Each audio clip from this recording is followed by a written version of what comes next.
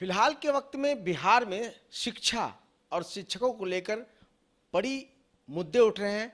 और बिहार के शिक्षा मंत्री हो या बिहार के जो है कि शिक्षा विभाग के अपर शिक्षा पदाधिकारी के पाठक की बात करें तो कहीं ना कहीं बहुत सारे मसलों पर उन लोग पर भी सवाल उठ रहे हैं।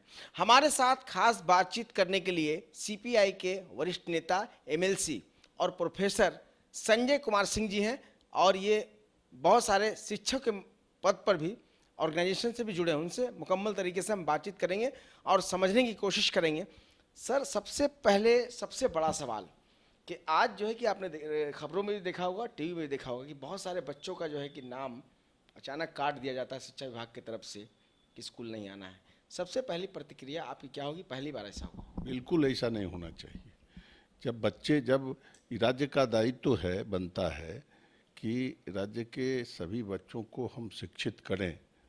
बच्चे नामांकन लिए हैं, चूँकि व्यवस्था सही नहीं है, जिस कारण से बच्चे स्कूल में नहीं आ पाते हैं।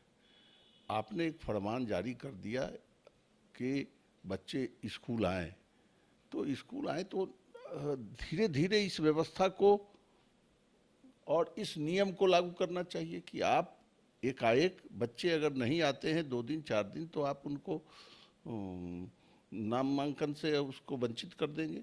यह तो बिल्कुल अब इसको क्या कहा जाए, बिल्कुल ऐसा तो नहीं ही होना चाहिए। जो बिहार गरीब राज्य है, गरीब के बच्चे बाहर जाकर पढ़ नहीं सकते, उन बच्चों का जो नामांकन स्कूल में था और किसी कारणवश जो स्कूल नहीं आ पा रहे थे, उनको लाने की व्यवस्था करनी चाहिए थी कि स्कूल उनको प्रोत्साहित करना चाहिए था, उनको आकर्षित करना चाहिए था, न कि एकाएक फरमान जारी कर उनके नामांकन को रद्द कर देना चाहिए। सवाल सर ये है कि आप के पाठक के मामले को देख रहे हैं, जो सरकार के जो है कि बड़े पदाधिकारी हैं, ऑफिसर हैं शिक्षा विभाग के, और जो है कि आपको शिक्षा मंत्री जो है चंद्रशेखर साहब जो है प्रोफेसर हैं वो भी। तो विवाद इतना ज़्यादा है, क्या लगता है आपको? विवादों के चक्कर में जो है स्कूल के जो सहूलियत बच्चों को मिलना चाहिए वो नहीं मिल पा रहा है। बिल्कुल, ये शिक्षा मंत्री और पदाधिकारियों की जो टकराहट है जो नहीं होनी चाहिए। और सबसे बड़ी बात है कि कार्यपालिका से ऊपर विधायिका है और शिक्षा मंत्री के आदेश को नहीं मानना, अपने ढंग से काम करना, तो निश्चित रूप से यह सही नहीं हो रहा है और इससे कहीं शिक्षा और शिक्षकों का और शिक्षार्थियों का भला नहीं होने वाला। दूसरा सवाल है कि कहीं ना कहीं बीच में शिकायतें जब मुख्यमंत्री नीतीश कुमार को मिली, मीडिया ने पूछा कि आखिर दोनों विवाद में पड़े हैं, के पाठक हैं, एक तरफ शिक्षा मंत्री हैं सर। तो नीतीश कुमार जी ने कहा कि जिनको अच्छा काम कर रहे हैं के पाठक, जिनको अगर परेशानी है तो मेरे पास आके शिकायत करें। तो आखिर मुख्यमंत्री का हौसला है तभी तो के पाठक इस तरह से काम कर रहे हैं। बिल्कुल ऐसा तो लगता है और आम लोग भी यही समझ रहे हैं।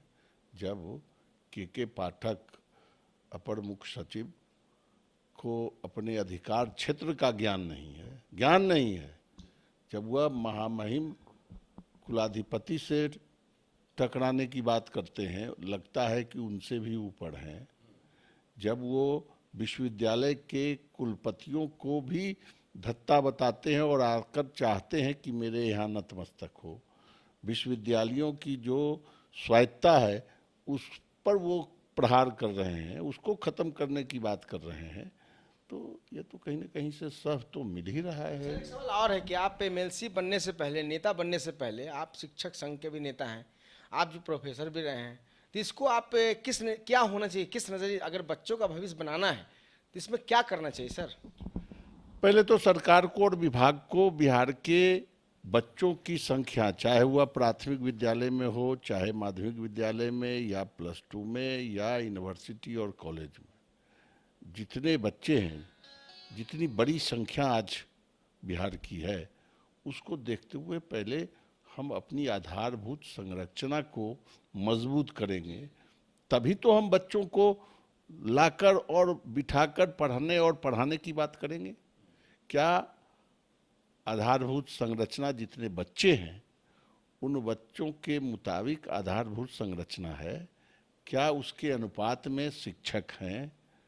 तो जब बैठने की व्यवस्था नहीं, पढ़ने पढ़ाने की व्यवस्था नहीं, शिक्षक नहीं, तो फिर ये सारे पहल जो हो रहे हैं बिल्कुल बेकार हो रहे हैं, इसका कोई फलाफल निकलने वाला नहीं।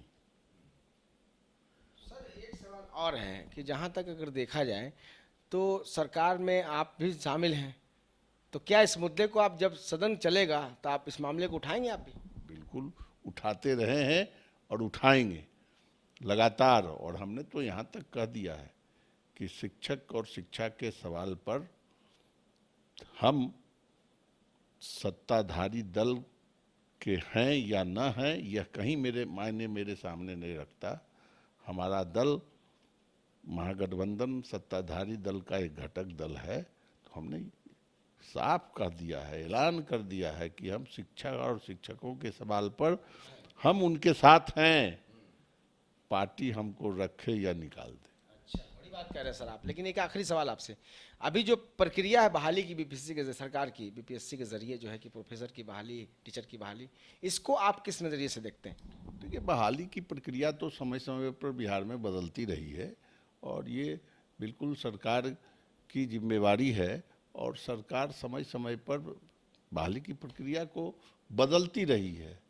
तो सरकार अगर बीपीएससी के माध्यम से शिक्षक की बहाली कर रही है, कहीं किसी को एतराज़ नहीं होना चाहिए। शिक्षक की बहाली यूनिवर्सिटी और कॉलेज टीचर्स की बहाली यूनिवर्सिटी सर्विस कमीशन के माध्यम से करे, कहीं किसी को एतराज़ नहीं। लेकिन कर कहाँ पा रही? अभी यूनिवर्सिटी सर्विस कमीशन के माध्यम से शिक्षकों की बहाली हो रही थी, मामला कोर्ट में गया, सही तरीके से रोस्टर लागू नहीं था, रिजर्वेशन लागू नहीं था, लोग कोर्ट में गए, प्रभावित लोग, कोर्ट के आदेश पर वो रुक गया, आज फिर बहाली नहीं हो रही है।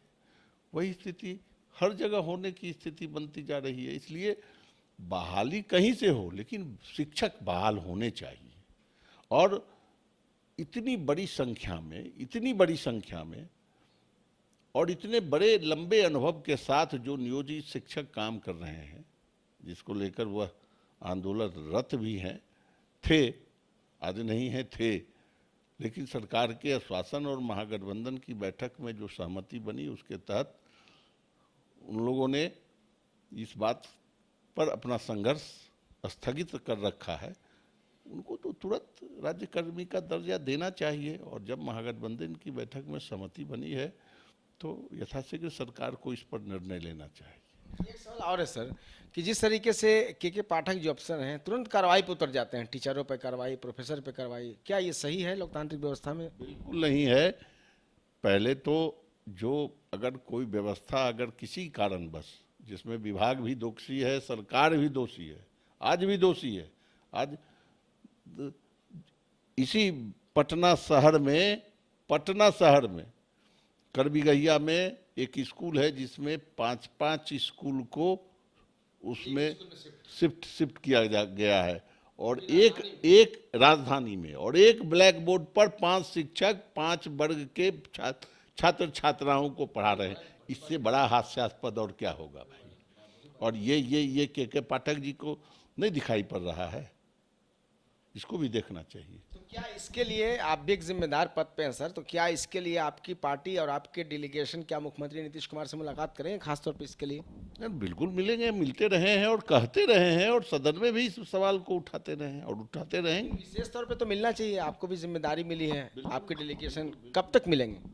देखिए, हैं, हम समय मांगेंगे, मिलेंगे। और करबिगहिया की स्थिति जो हम मीडिया में देखे हैं तो बिल्कुल हम जुड़ाव रहा है। हतप्रभ हैं।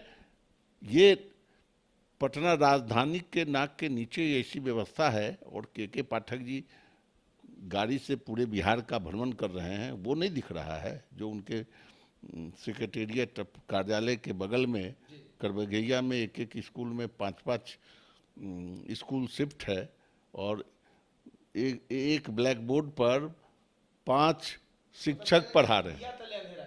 बिल्कुल दिया तले अंधेरा है, दिया तले अंधेरा। बहुत बहुत शुक्रिया बातचीत करने के लिए। ये थे प्रोफेसर संजय सिंह जी, जो कि पेशे से प्रोफेसर भी रहे हैं और अभी CPIM के वरिष्ठ नेता और MLC हैं। इनकी खासतौर पे कहना है कि जब तक शिक्षक और शिक्षा का मेल मुकम्मल तरीके से नहीं होगा तब तक जो बच्चे हैं बिहार के वो अच्छा और अच्छी पढ़ाई मुकम्मल तरीके से नहीं कर सकते हैं।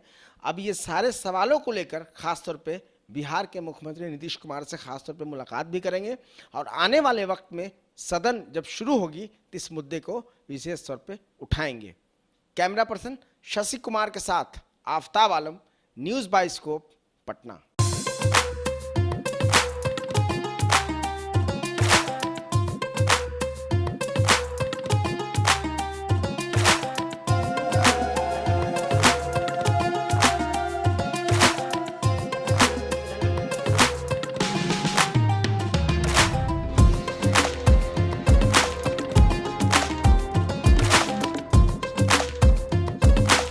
IIT जी नीट एस्पिरेंट्स के सपने को पंख देने आ गया है कंप्लीट सॉल्यूशन इंस्टीट्यूट। यहाँ है smart classroom, 1-to-1 doubt clearing session, ask the expert, video solution और भी बहुत कुछ। मतलब हम करेंगे आपको गाइड, बनेंगे आपके mentor. Foundation classes from class 6 onwards for your bright future. Visit complete solution institute.